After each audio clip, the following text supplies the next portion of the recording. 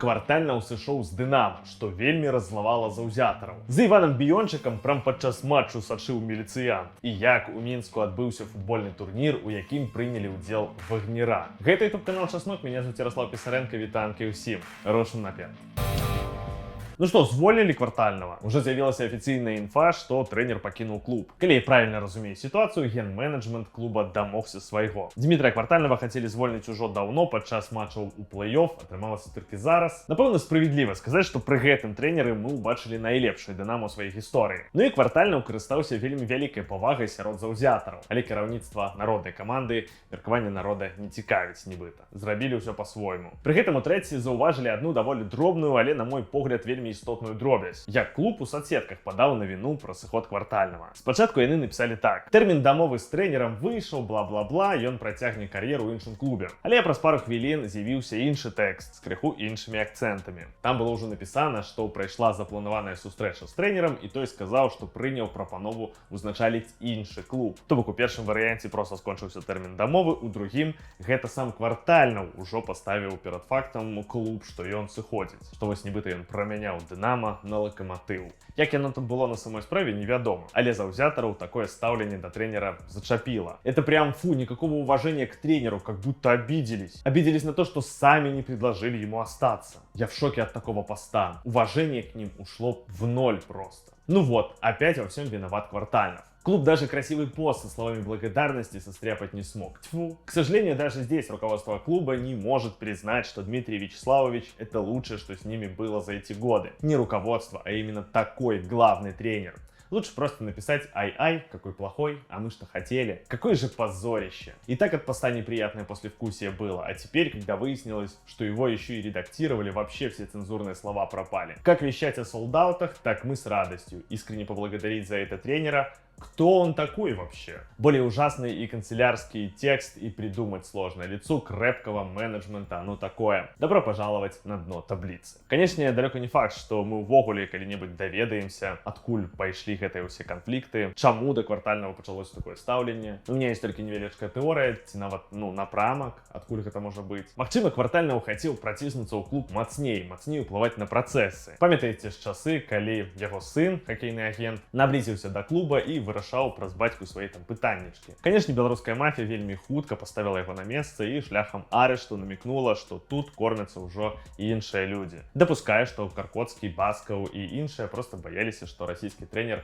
пачне занадта ўплываць на клуб. Заўзятары яго любяць, вось тое самае кіраўніцтва краіны, падаецца, таксама. Можа, таму яны вырашылі так пазбавіцца ад гэтай праблемы. Але зноў-такі гэта толькі маё меркаванне. Дарэчы, расійскі журналіст Алексей Шаўчэнка вось што сказаў: «Чуў, былі ператрусы ў кабінеце гендырэктара Дынамо Мінск». Думаю, што гэта базавая рэч, каб трымаць ген-менеджмент клуба ў тонусе, не? Бей сваіх, каб чужыя баяліся. Дарэчы, наконт таго, хто будзе новым галоўным трэнерам Дынамо. Той жа Шаўчэнка дае такую вось інфармацыю. Як мне паведамілі крыніцы, галоўны трэнер мінскага Дынамо зараз гуляе ў АХЛ сярод 4 паўфіналістаў. То бок новым галоўным трэнерам клуба будзе паўночна-амерыканскі спецыяліст. Што на гэты конт думаеце? Так, ну і на ўсялякі выпадак яшчэ тут дадам. Са зборнай Квартальнага таксама звольнілі. Акурат у той час, калі з'явіліся сур'ёзныя нагоды казаць, што зборная можа вярнуцца на чэмпіянат свету. І ХФ будзе разглядаць вяртанне зборных Беларусі і Расіі ў верасні. Кіраўнік арганізацыі Люк Тардыф паведаміў, што чакае вяртання каманд, але, маўляў, пакуль не ўсё так проста. Па-ранейшаму існуюць перашкоды, у тым ліку бюрократычныя. Шмат залежыць і ад развіцця геапалітычнай сітуацыі. Давайце захаваем спакой і пачакаем.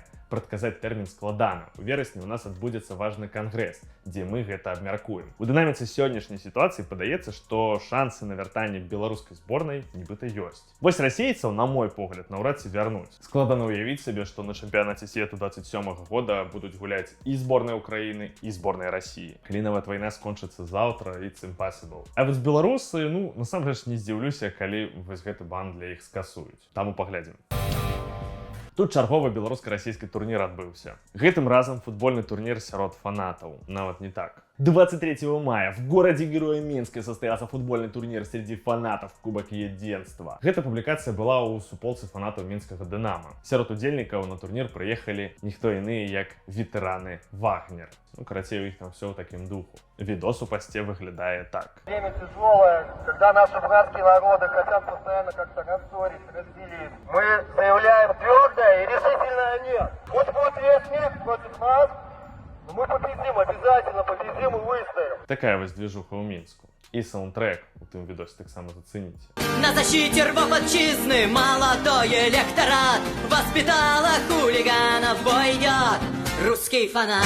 Белорусских фанатов амаль не засталося, затое русских хапае. Як вам такі турнір, які зладзілі фанаты Мінскага Дынамо? Ладно, калі шчыра, нават абмяркоўваць гэта лайно не хочацца. Давайте лепей далей. Некая нетрывіяльная сітуацыя здарылася ў беларускім футболе. Славія гуляла з Белшынай, каманда Івана Біёнчыка атрымала волевую перамогу, якую прынёс мяч Андрэя Салаўя. Але пасля ў трансляцыю трапіў іншы момант. Там нібыта лаянка была паміж Біёнчыкам і нейкім фанатам на трыбунах, все ў межах, тым не менш, супакойваць гэтую сітуацыю прыйшоў не рэзервны суддзя, а міліцыянт. Гэта капец як дзіўна выглядала. Гэта быў не нейкі там амапавец, а міліцыянт. Такі, ведаеце, нібыта участковы з папачкамі і вось гэтак далей. Біёнчыку гэта не спадабалася, падышоў рэзервны рэферы і міліцыянт нібыта сышоў за кадр. Можа, вы глядзелі гэты матч цалкам? Там суддзя карткі паказваў і фалы свісцеў. Ці адразу нарад выязджаў. Цікава, аб чым яны там гавораць. Молодые люди, отдыхаем, все в порядке у вас. Знаем, что алкоголь в общественном месте нельзя употреблять. Ці не. Ну что, Иван Сергеевич, будем оформляться? Один из арбитров АБФФ прокомментовал ситуацию так. Звычайно, у падобных момантах усё разруливае альбо рэзервовы, альбо галоўны. Але тут, відаць, міліцыянер праявіў ініцыятыву і палічыў патрэбным умяшацца ў канфлікт трэнераў і заўзятарам, каб, відаць, прадухіліць развіццё сітуацыі. Ці меў ён на гэта права, судзіць не бяруся, але атрымалася як атрымалася. Такая вось персанальная апека ў беларускім футболе.